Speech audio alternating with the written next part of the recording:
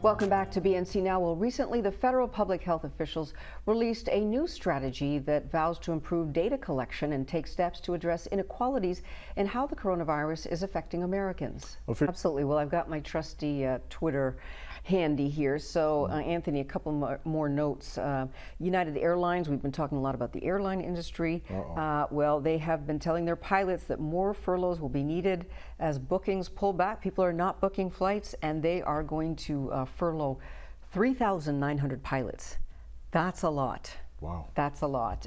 Also, the Senate has failed to advance the extension of the $200 weekless jobless benefit. So they still haven't figured out what to do with these unemployment figures in terms of unemployment benefits. Also, we've been talking about how tech stocks have been doing really well. Of course, Zoom, everybody's, at home or doing their meetings for school and for classes and for work on Zoom.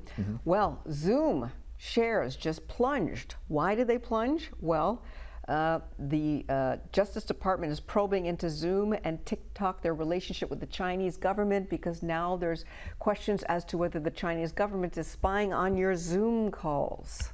Interesting. So shares have just dropped. We don't want to hear that, because tech stocks is what's been keeping the economy, moving forward. So does this mean we can get out of meetings now? We can point Tell to that them you're and say, worried hey, look, about that. For our own security, we should maybe delay or call off this meeting for right now. Yeah, the meeting could be an email, right? There you go. How many of these meetings could just be one email, right? In most cases. All right, well, moving on, we're going to talk about Mars, the planet. NASA's Perseverance rover has left planet Earth and is now en route to the Red Planet. The spacecraft carrying the rover and its Ingenuity helicopter to Mars launched earlier today from Cape Canaveral, Florida. Perseverance is scheduled to touch down at the crater on Mars in February 2021. That's a long trip after a 7-month journey. Among other things, Perseverance will search for signs of ancient microbial life and collect samples for a possible return to Earth. NASA says the mission could pave the way for human exploration beyond the moon. According to the space agency, Perseverance is its most advanced rover to attempt the trip to Mars. This is exciting. Of course, we know that the United States is not the first country to launch a rover to Mars. And Mach 1. What do you think they do? I was just listening to them. I love when they go into Mach 1. What do you think they do to monitor the rover for such a long trip? I mean, you said video it's not cameras. until February. Video cameras. It's like everything else. Video. You can watch everything. Just like how you can go on your camera and I can see what's happening in my house right now. They can go on and see what's happening on that rover to Mars. But the interesting thing is, as I was saying, the United States is the third country in recent months to launch. United Arab Emirates, they were the first ones to launch. Then China, they launched maybe a week or two ago, and now the United States. So everybody's trying to get to Mars. But it's interesting because if you think about the universe, you're literally one tiny speck in this big, huge universe.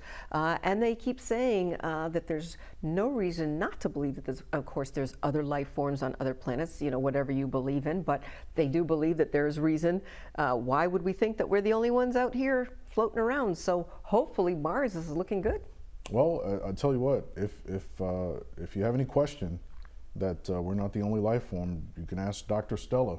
that old alien DNA. It's floating around out there. You never know.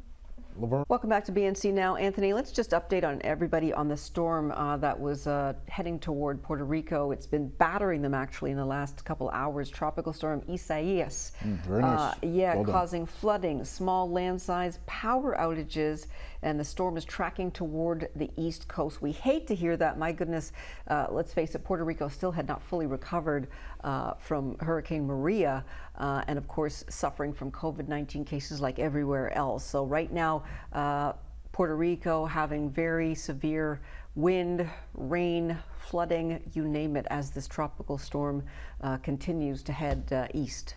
Speaking of COVID-19, if you weren't